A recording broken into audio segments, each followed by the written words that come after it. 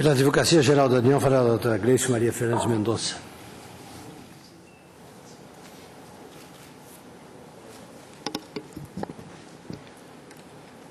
Excelentíssimo senhor ministro-presidente, senhoras ministras, senhores ministros, excelentíssimo senhor procurador-geral da República, a relevância da questão até é dispensável de se comentar aqui da tribuna e não se restringe a esses casos que foram hoje apregoados.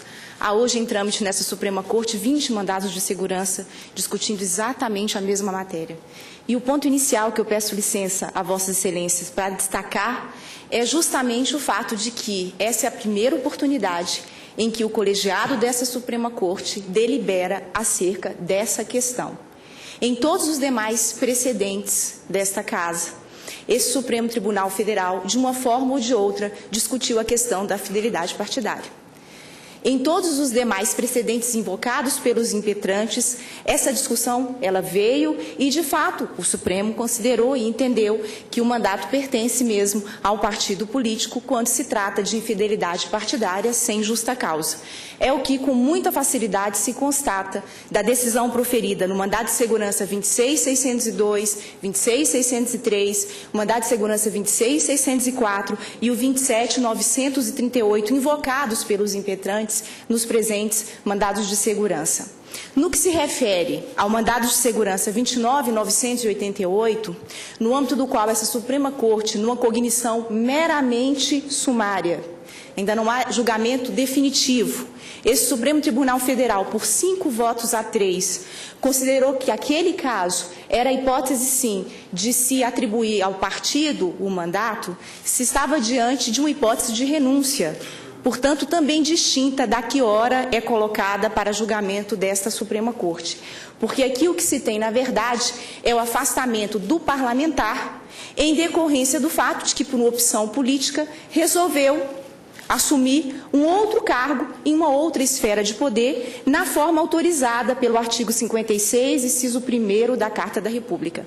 Em todos os precedentes anteriores desse Supremo Tribunal Federal, se estava diante de hipótese em que, de fato, se perdia o mandato. Aqui não. O próprio caput do 56, ele é claro, não perderá mandato naqueles casos em que há a investidura aí em cargos em outras esferas de poder, como é a hipótese aqui vertente. O único precedente desse Supremo Tribunal Federal, que discutiu hipótese semelhante à que ora é discutida, foi exarado numa decisão enfrentada pelo ministro Ricardo Lewandowski, no mandado de segurança 28.143. Nesse, de fato, a hipótese era análoga e Sua Excelência concluiu, justamente fazendo as distinções dos casos, não se olvidando de forma alguma de enfrentar a questão dos precedentes do colegiado, fez as distinções aí devidas em relação à hipótese e consignou claramente que o mandato, nesse caso, deveria ser atribuído ao suplente da coligação e não ao suplente do partido político, inclusive fazendo a referência de que em todos os casos anteriores havia aí prejuízo para o partido político, dentro dessa relação direta que há entre o representante, entre o parlamentar e a sua vinculação com o partido. E aqui não. Aqui não haveria esse prejuízo, isso ficou muito bem consignado na decisão monocrática proferida pelo ministro Ricardo Lewandowski nesse precedente. No caso concreto, não há renúncia ao mandato. No caso concreto enfrentado, os parlamentares aqui não pediram de forma alguma cancelamento das inscrições. Aqui não há nenhum ato que conduza a qualquer espécie de infidelidade partidária. Aqui é uma opção política que é feita no sentido de assumir um outro cargo numa outra esfera de poder. Daí a distinção entre os casos. O que é importante aqui mencionar, senhores ministros, é que a solução para essa questão, ou seja, de quem deve assumir na hipótese desse afastamento, se o suplente da coligação ou se o suplente do partido político, a solução, a própria legislação de regência, ela já conferiu. O artigo 4º da Lei 7.454, de 1985, ao dispor a respeito das coligações, diz lá, na parte final do dispositivo, que aplica-se sim às coligações a regra prevista no artigo 112 da Lei 4.737 de 1965, quanto à convocação de suplentes. E o que diz o artigo 112 a respeito da convocação de suplentes? Vai dizer que são considerados suplentes das representações partidárias os mais votados sob a mesma legenda que obtiveram aí, né, e não eleitos efetivos das listas dos respectivos partidos. Transpondo esse dispositivo para a realidade das coligações, o que se tem é que aí são suplentes, sim, no caso, aqueles que são mais votados das listas consideradas aí as listas das coligações. E a razão de ser dessa lei é plenamente plausível, é razoável mesmo. Por quê?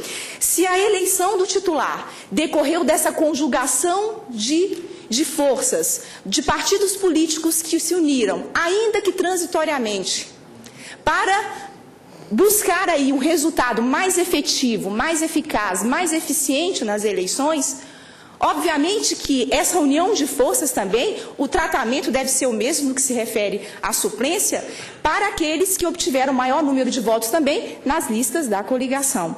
Nesse sentido, é que não se sustenta a tese aqui de que a coligação ela só valeria até o término das eleições, que a coligação só existe e a atuação toda é válida somente até a proclamação de resultados. É verdade. Não se desconhece, inclusive, que, de acordo com o posicionamento do TSE, a coligação é uma pessoa jurídica pro tempore.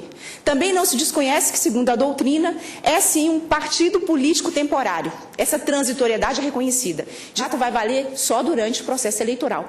Porém, fato certo é que a existência da coligação, que vai se dar durante o processo eleitoral, ela vai se encerrar com a proclamação dos resultados. Resultados esses que, na verdade, configuram a própria razão de existir da coligação. Porque o que se busca com a coligação é justamente se obter todas as vantagens que a legislação de regência confere à coligação, básicas com relação ao número maior de candidatos que podem ser inscritos, com repercussão geral no quociente eleitoral, com repercussão direta com relação às pequenas legendas, que muitas vezes obtêm aí na própria coligação a possibilidade de se ter uma representação na Casa Legislativa, com repercussão direta no tempo de propaganda eleitoral. Enfim, é uma opção que o partido faz de se coligar, dentro da autonomia que a própria Carta da República lhe conferiu. E, portanto, dentro dessa perspectiva, o resultado ele é buscado, ele é objetivado. O resultado proclamado, o resultado vale para a proclamação daqueles que se elegeram e vale também para, no que se refere à diplomação dos suplentes. Por isso que, quando se trata aqui de resultado proclamado, os suplentes são diplomados. Senão, de que valeria a diplomação dos suplentes? Foi, inclusive, por esse fundamento, por considerar que a diplomação é um ato jurídico perfeito, que o ministro Dias Toffoli, no julgamento do mandado de segurança 29.900 falhou o número 998, se não me falha a memória, o ministro Dias Toffoli consignou que ali se estava diante de um ato jurídico perfeito, porque não houve qualquer impugnação, e daí essa diplomação deveria ser respeitada. Portanto, aqui, senhores ministros, é importante destacar que uma solução no sentido contrário, ou seja, de se reconhecer que o mandato aqui é do partido político, nós estaríamos vivenciando algumas distorções na própria sistemática. A dificuldade de equacionamento que foi mencionada aqui na tribuna se dá no sentido contrário. Por quê? Porque o que se dizer, por exemplo, de um deputado, do eventual afastamento de um deputado federal do estado do Amazonas, eleito pela coligação, né, e que, se afastado, e se entender que o suplente deve ser o suplente do partido político, vai se assumir um candidato que obteve 17 votos. Quando, na verdade, o primeiro coligação obteve 69.798 votos, contribuindo de maneira sensível para a formação do quociente eleitoral. E a pergunta que fica é: qual a solução que melhor retrata a vontade popular?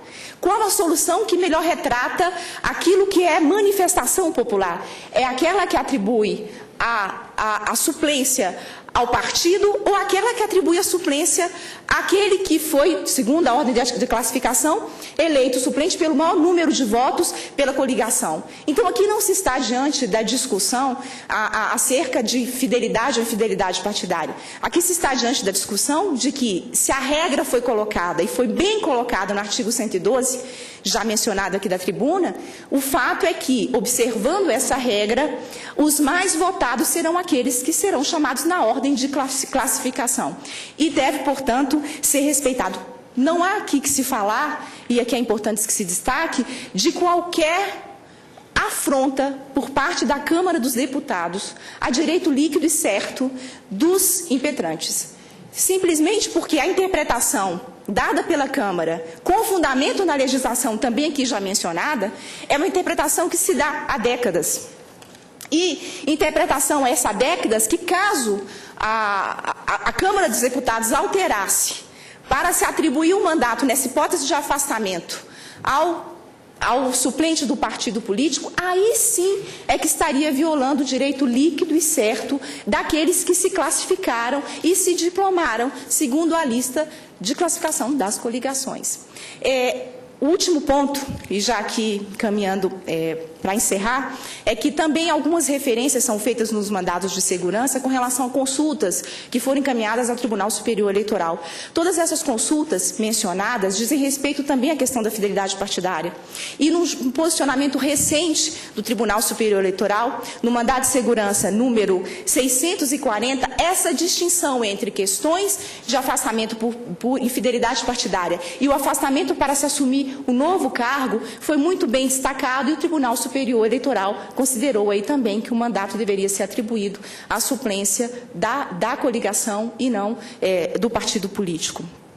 Com essas considerações, senhor presidente, senhores ministros, a Advocacia Geral da União, considerando aí, inclusive, a importância das coligações no Estado Democrático de Direito, e aqui eu peço licença, inclusive, para mencionar a decisão proferida pelo ministro Celso de Mello, que indeferiu a liminar em um desses mandados de segurança, no sentido de que a coligação, ela confere maior eficácia a essa ação conjunta, a essa ação solidária dos partidos coligados, dentro dessa visão de que isso beneficia mesmo o Estado Democrático de Direito e respeita aos princípios maiores que regem uma sociedade pluralista, a Advocacia Geral da União pugna aqui pela denegação da segurança. Muito obrigada.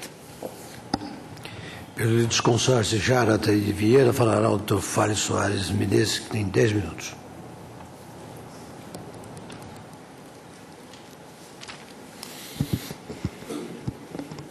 Excelentíssimo senhor presidente, ministro César Peluso, excelentíssima senhora ministra Carmen Lúcia, relatora, minha ilustre conterrânea, que muito dignifica o honrado povo do norte de Minas nesta corte, excelentíssimos senhores ministros, excelentíssimo senhor procurador-geral da República, caros colegas advogados.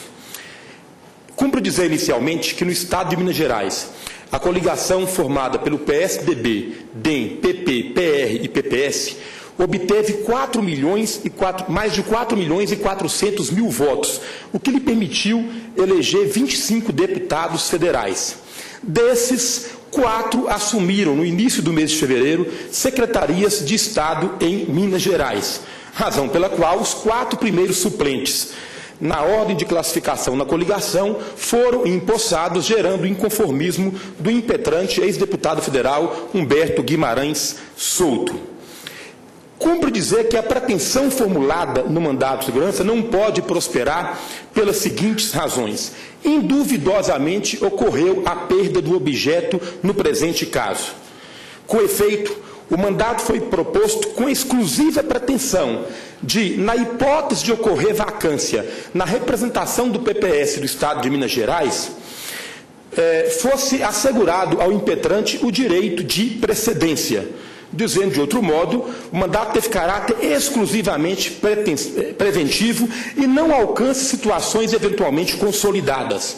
Aliás, na inicial, sequer houve qualquer pedido para desconstituir mandato de deputado que eventualmente tenha assumido na condição de suplente.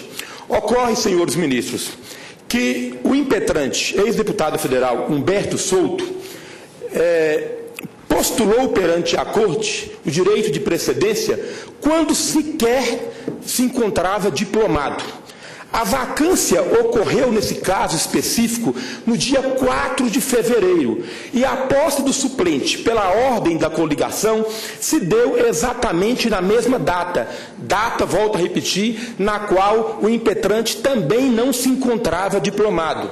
Ora, quem não se encontra diplomado não ostenta direito líquido, é certo, a precedência no direito de posse.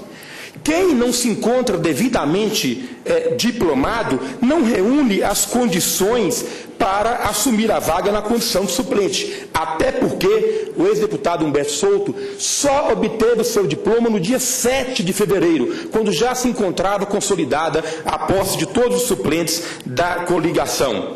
Portanto, consolidada a posse dos suplentes, e tendo o mandato de segurança caráter exclusivamente preventivo, resta, portanto, consolidada a perda do objeto, impondo-se a sua extinção.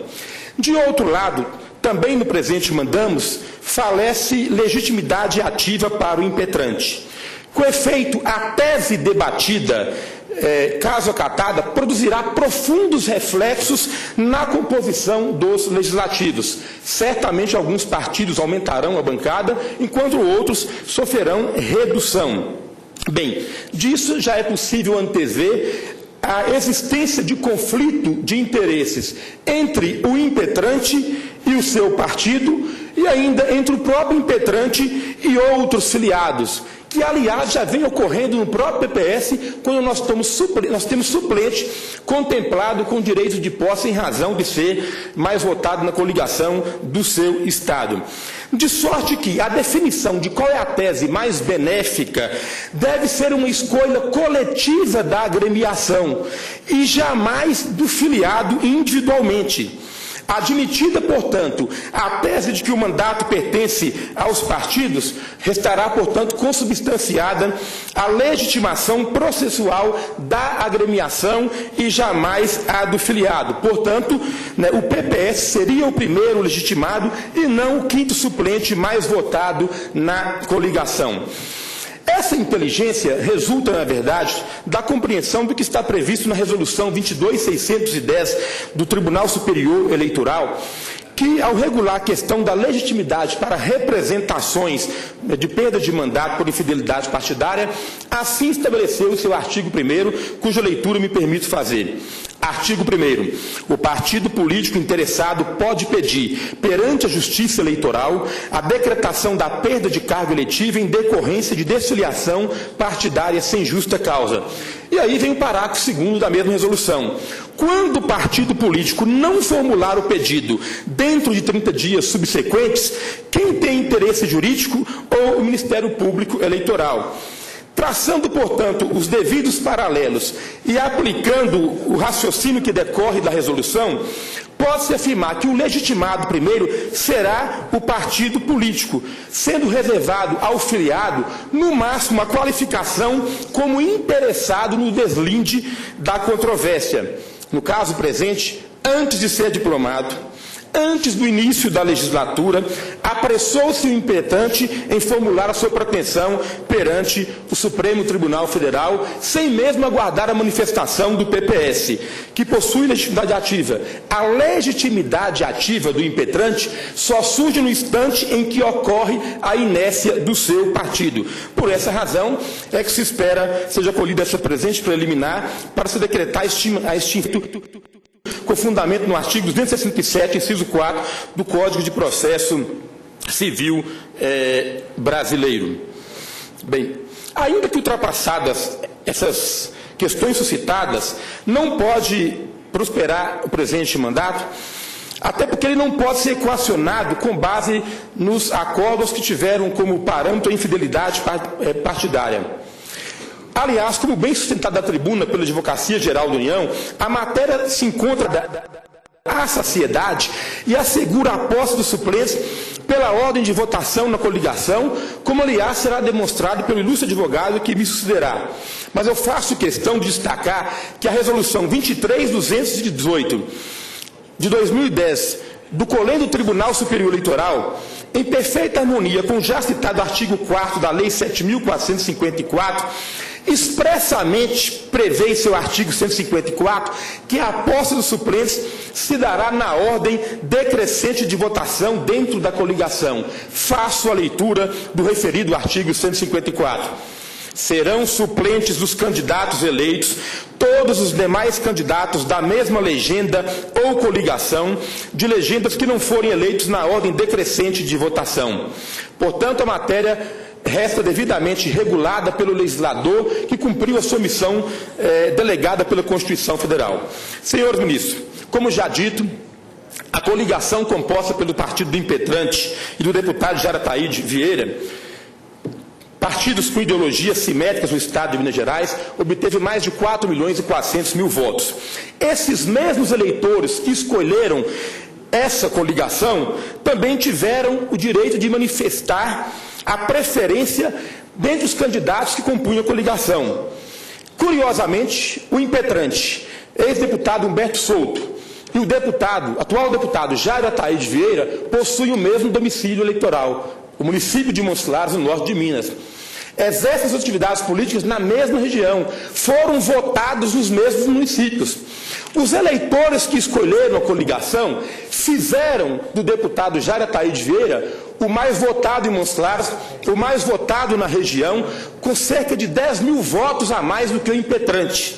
Imaginem os senhores, admitir, portanto, que um suplente que não foi o preferido no seu município, não foi o preferido na sua região, possa tomar posse no lugar de um outro suplente que obteve cerca de 10.000 votos a mais, me parece, permitam-me, senhores ministros, violar a legitimidade democrática e ignorar o princípio da soberania popular.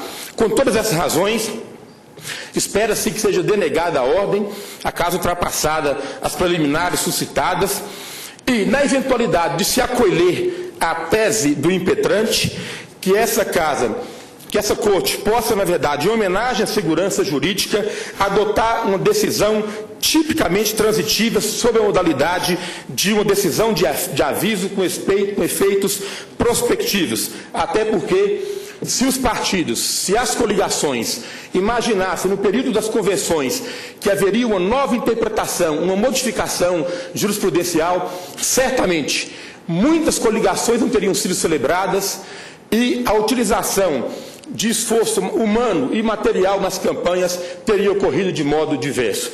Com essas minhas palavras, espero que seja denegada a segurança pleiteada. Muito obrigado. Pelo líder dos consórcios João Bittar Júnior, vai o Dr. Carlos Bastida Horbach.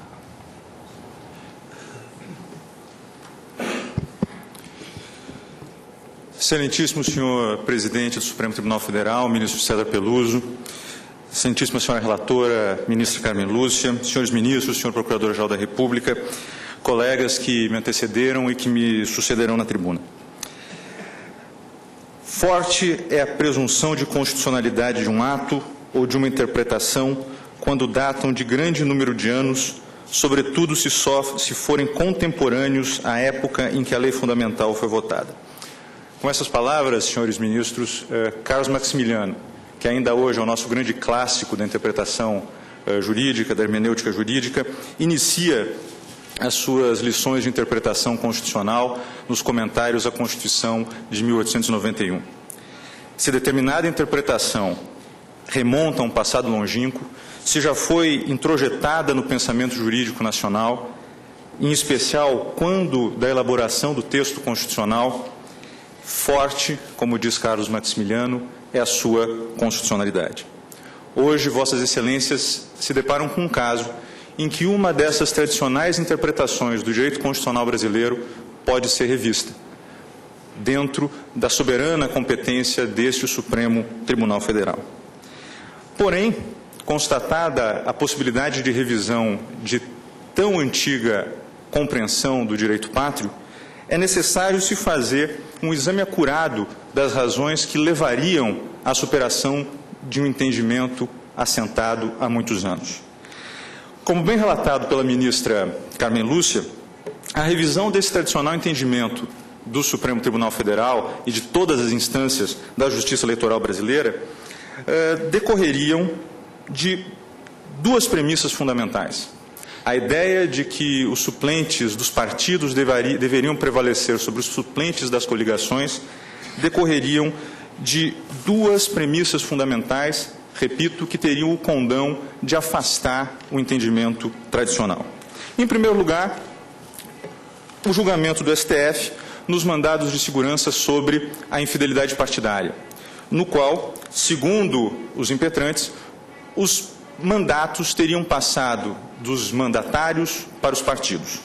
E, em segundo lugar, o decidido no julgamento da medida cautelar no mandado de segurança 29.988, de relatoria do ministro Gilmar Mendes, em que, igualmente, segundo os impetrantes, o Supremo teria assentado que os suplentes dos partidos políticos teriam preferência sobre os das coligações, ainda que menos votados do que estes. Tais premissas, que seriam o fundamento da alteração desse entendimento antigo do Supremo Tribunal Federal, desse mais que cinquentenário entendimento da justiça eleitoral brasileira, apresentam-se com as devidas vênias, com o devido respeito, como premissas falsas, ou como premissas que são parcialmente verdadeiras. Em primeiro lugar, a afirmação de que os mandatos são titularizados pelos partidos e não pelos mandatários é algo que não é nenhuma novidade no sistema proporcional brasileiro. Desde o início da consagração do sistema proporcional nas nossas eleições, sob inspiração de Assis Brasil, já se tem a ideia de que os votos são dirigidos aos partidos, a partir dos quais se formam os quocientes que se projetam nas cadeiras dos parlamentos.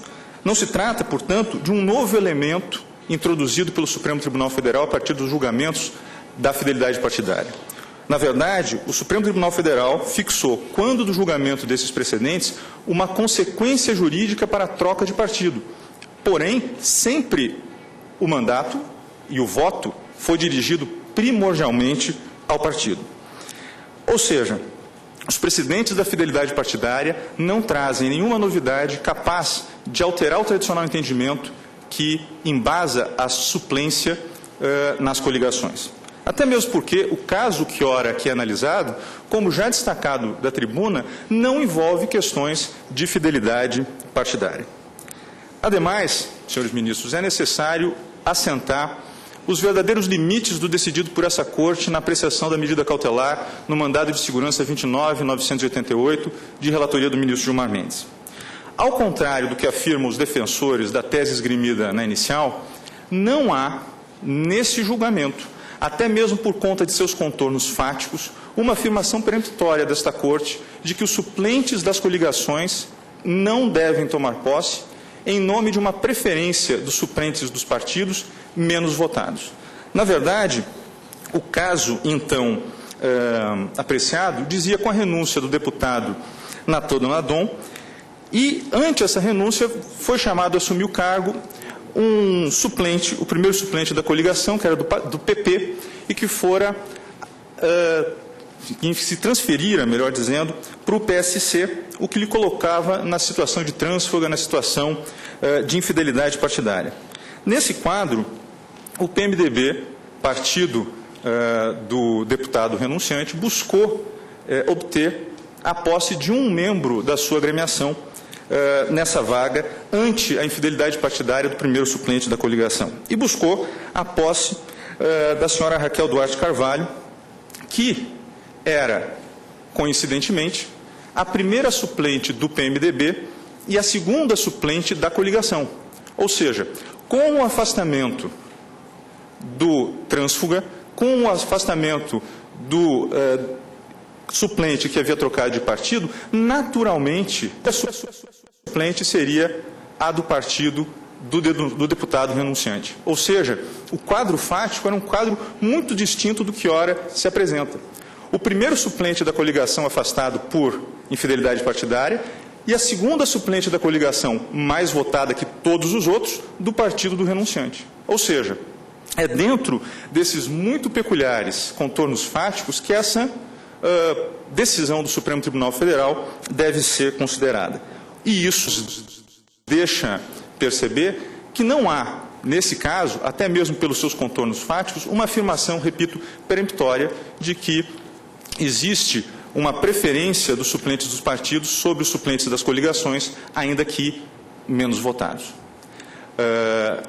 Visto isso, nós devemos reconhecer aqui que do voto do ministro relator desse precedente podem ser retiradas algumas considerações que embasariam a tese dos impetrantes. Porém, ante os contornos fáticos, repito, essas considerações devem ser consideradas como meras obter dicta, como considerações laterais e não como a ratio decidendi desse julgado. Visto que as duas premissas que embasariam a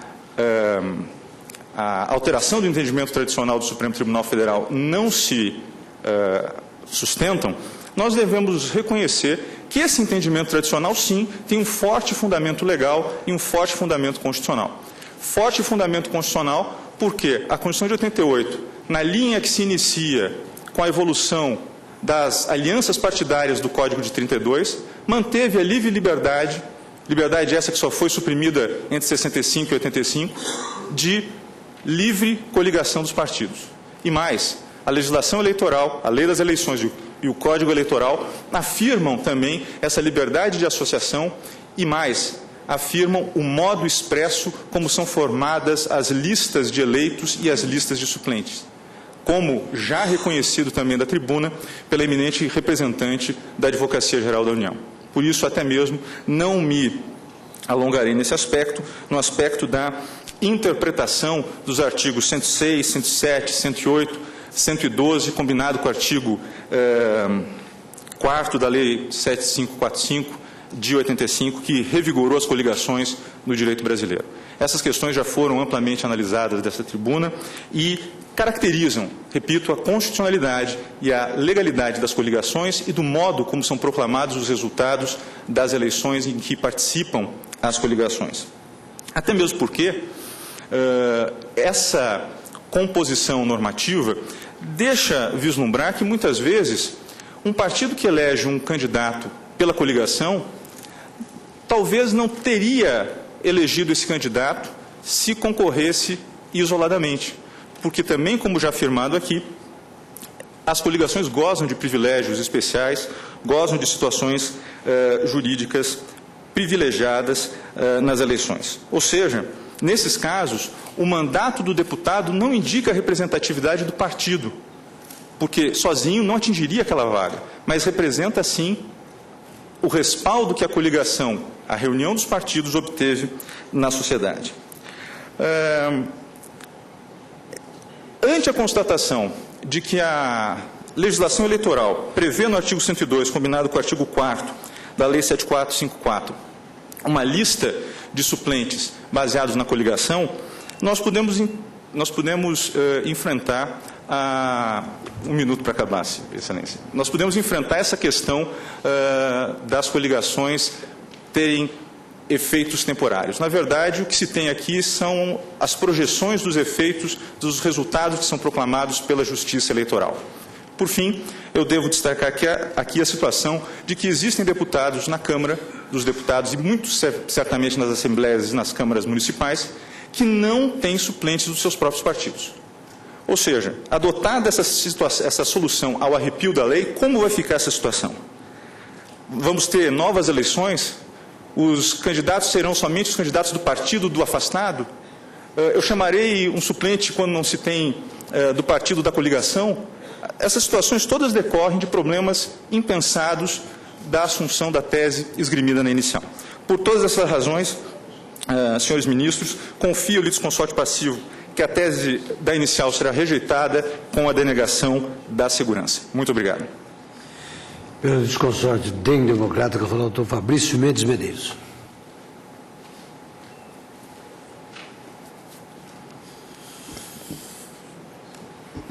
Excelentíssimo senhor presidente, ministro César Peluso, excelentíssima senhora relatora, ministra Carmen Lúcia, excelentíssima senhora ministra Ene Grace, senhores ministros, doutor Procurador-Geral da República. O critério há décadas prevalecente, quer no âmbito da Câmara dos Deputados, quer no âmbito deste Supremo Tribunal Federal, quer no âmbito da Justiça Eleitoral, aponta no sentido de que as vagas abertas na Câmara dos Deputados, em razão do afastamento dos respectivos titulares, devem ser preenchidas pelos suplentes da coligação partidária. Nesse sentido, não parece possível sustentar, com a devida vênia, que há, a respeito desse tema, do tema objeto deste mandado de segurança, um entendimento consolidado no âmbito deste Supremo Tribunal Federal, no sentido de que, afora as questões relativas à fidelidade partidária, em caso de vaga ou licença de cargos eletivos obtidos pelo sistema proporcional, o suplente a ser convocado será o do partido político e não da coligação. Cumpre reconhecer, portanto, que o eventual acolhimento da presente pretensão mandamental desaguará numa alteração repentina de um entendimento há anos consolidado, repita-se, causando sérios prejuízos ao proto-princípio da segurança jurídica, para utilizar uma expressão muito cara ao ministro Aires Brito. Ajunte-se, aliás, que ainda que se possa antever alguma identidade, alguma semelhança entre o caso deste mandado de segurança com o julgado, com o mandado de segurança 29988, é preciso observar que o mandado de segurança 29988 foi julgado quando já realizadas as eleições de 2010. E, obviamente, quando já oportunizado o momento de realização de convenções para a formalização de coligações. Valendo destacar que, no momento da realização das mencionadas convenções, de 10 a 30 de junho do ano passado, esse colém do tribunal não havia sinalizado no sentido de que poderia alterar essa tão remansosa jurisprudência a respeito do presente tema, do tema debatido neste mandado de segurança. Assim, é de se ponderar que uma eventual alteração da jurisprudência, se for o caso, não pode se dar sem levar em consideração que as convenções partidárias que decidiram pela formação das referidas coligações, bem como o pleito de 2010, já haviam sido realizados.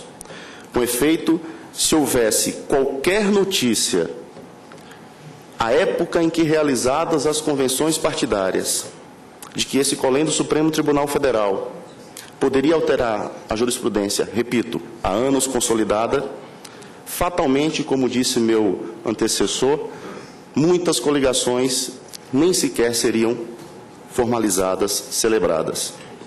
A alteração desse pacífico entendimento, repito, se vier a acontecer, surpreende as agremiações partidárias e, no caso dos autos, retira qualquer possibilidade de reversão ao status quo, porquanto já realizado o pleito de 2010. Nesse sentido, não há como, aspas, penalizar os partidos políticos que, confiando nos reiterados pronunciamentos, sobretudo da Justiça Eleitoral, celebraram coligações e, assim coligados, decidiram concorrer nas eleições de 2010. E muitos deles o fizeram, excelências, porque as regras do jogo, vigentes ao tempo das convenções e do pleito, previam que, no caso de vaga ou licença, seriam convocados os suplentes da coligação e não os suplentes dos partidos políticos isoladamente considerados.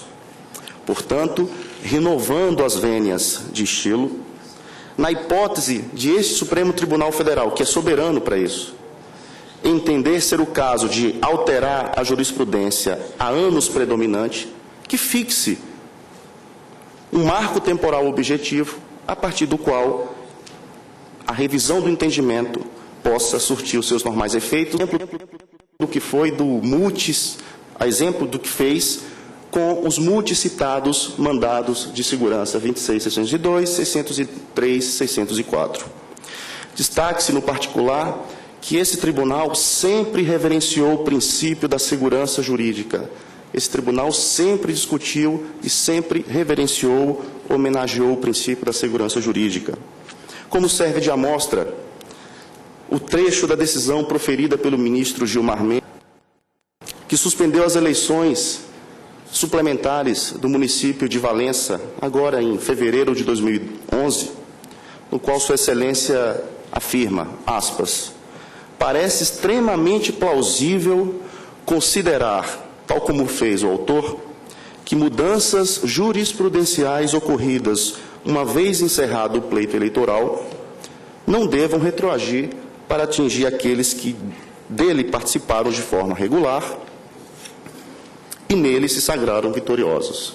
Nesse mesmo sentido, o eminente ministro Celso de Mello, ao indeferir a medida liminar no mandado de segurança 30.380, que é um caso idêntico aos presentes mandados que estão sendo aqui julgados, assim pontuou, aspas, tenho para mim, com toda a vênia, que se prevalecer o entendimento firmado pelo plenário desta Suprema Corte no julgamento do pleito cautelar deduzido no mandado de segurança 29.988, poderá vir a ocorrer uma substancial revisão de padrões jurisprudenciais até agora observados pela Justiça Eleitoral, com a consequente ruptura de paradigma dela resultante, o que importará a necessidade de definir o momento a partir do qual essa nova diretriz deverá ter aplicação, considerada a exigência de respeito ao postulado da segurança jurídica.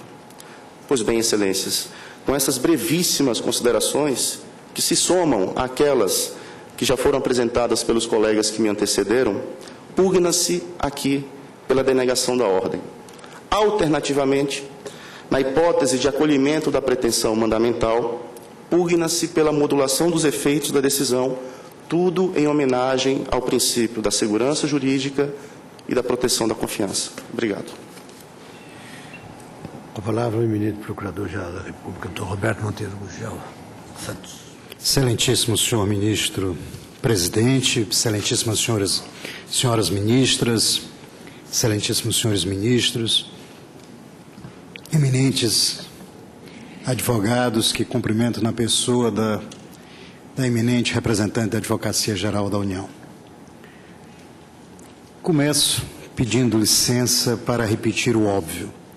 Nenhum partido é obrigado a coligar-se. Coliga-se para, objetivando primordialmente uma integração, uma união de forças voltada à obtenção de melhores resultados nas urnas, resultados que não alcançaria isoladamente.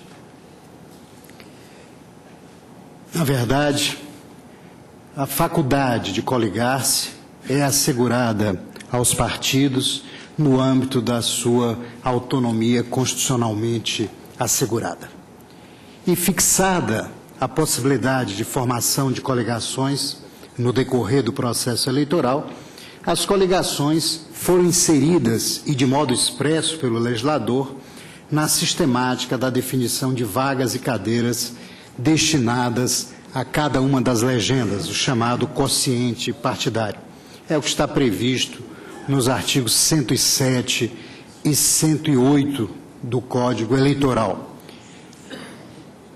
segundo os quais, para os partidos não coligados, o cálculo do quociente partidário ou o número de cadeiras que irá ocupar leva em conta o total de votos que o partido obteve, sendo as cadeiras destinadas ao partido. Para os partidos coligados, há algo como um quociente da coligação, em que é considerado o total de votos que os partidos coligados conjuntamente obtiveram, como se de um partido só se tratasse. O número de cadeiras obtidas são destinadas à coligação e serão preenchidas pelos candidatos mais votados da coligação, independentemente de seus partidos. Em ambos os casos, eminentes ministros, para os partidos não coligados e para as coligações, estarão eleitos os candidatos que, na ordem da votação nominal, nos termos do preceito indicado, se enquadrarem no número de vagas obtidas pelo partido ou coligação. Passemos, então, à análise da suplência. Parece que, em respeito à lógica do sistema, que o critério deve ser o mesmo. Em termos específicos, se um parlamentar eleito para ocupar vaga obtida pela coligação deixa o cargo, deve assumi-la o suplente mais votado dentro da coligação, qualquer que seja o seu partido, como no início do processo eleitoral. é uma questão com todas as vênias devidas às respeitabilíssimas posições em contrário, é uma questão, parece ao Ministério Público, de coerência, de manter a própria congruência do sistema. Por isso mesmo, estabeleceu o artigo 4º da Lei 7.454 de 85, especificamente em relação à convocação de suplentes. A coligação terá denominação própria, era assegurado os direitos, etc., aplicando-lhe também a regra do artigo 112 da Lei 4.737, quanto à convocação de suplente. E esse artigo 112, já lembrado da tribuna pela Advocacia Geral da União, estabelece que os mais votados sob a mesma legenda e não eleitos efetivos das listas dos respectivos partidos. Então, na verdade, o que se observa é que o sistema buscou prestigiar, na formação da lista dos eleitos e dos suplentes, a entidade responsável pela definição do quociente partidário ou quociente da coligação, seja ela partido isolado, seja coligação de partidos. E para tal fim, e aqui se destacam, como já o fizeram eminentes advogados da tribuna, que não importa, data máxima venha mais uma vez, que a coligação seja efêmera. É efêmera sim, mas com efeitos que perduram enquanto existam atos que exijam a sua participação ou que decorram da sua existência. Nós não podemos negar, findas as eleições, que existiu durante as eleições uma coligação.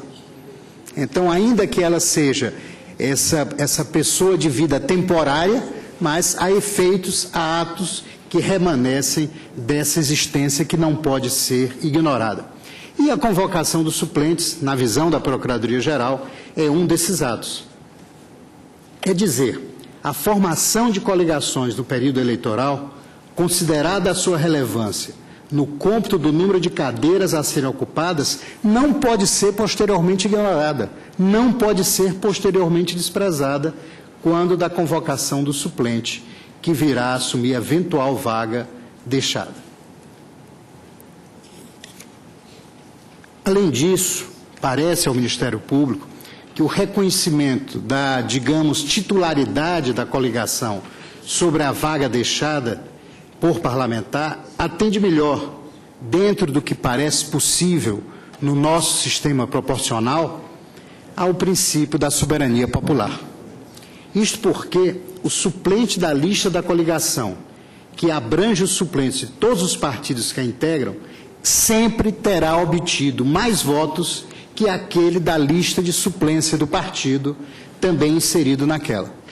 No caso do mandado de segurança 30.260, o impetrante, primeiro suplente do partido e segundo da coligação, obteve 27.286 votos, enquanto Carlos Alberto Lopes, do PMN, primeiro suplente da coligação, obteve 42.808 votos.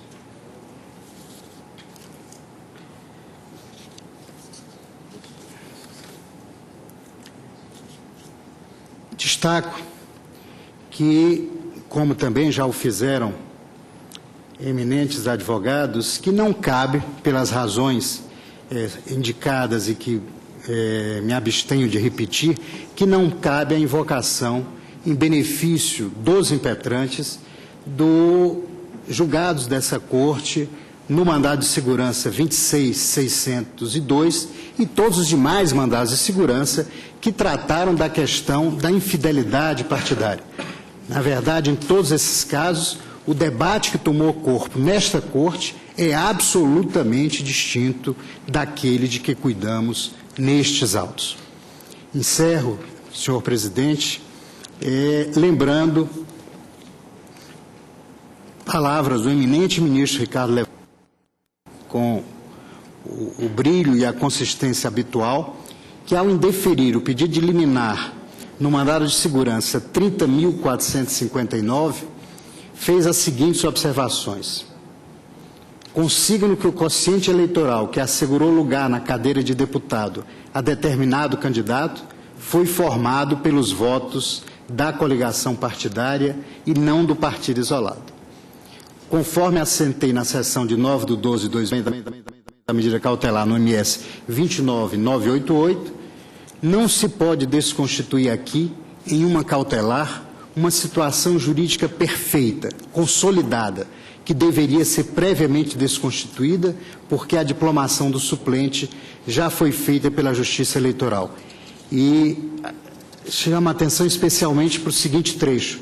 Também verifico que a coligação tem todos os ônus, participa da campanha com recursos humanos e materiais, concorre para o quociente eleitoral, consegue diplomar o suplente.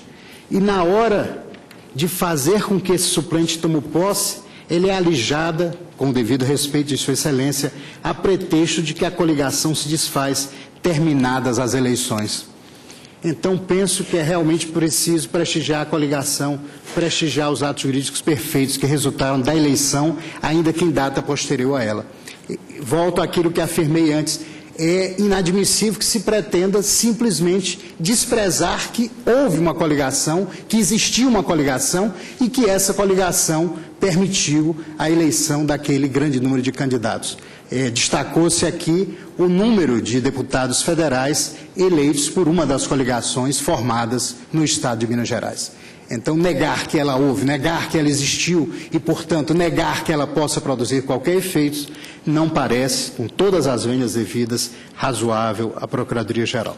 Com essas breves considerações, mantém-se o parecer oferecido nos autos no sentido da denegação da ordem em ambos os casos. Suspenda a sessão por 20 minutos.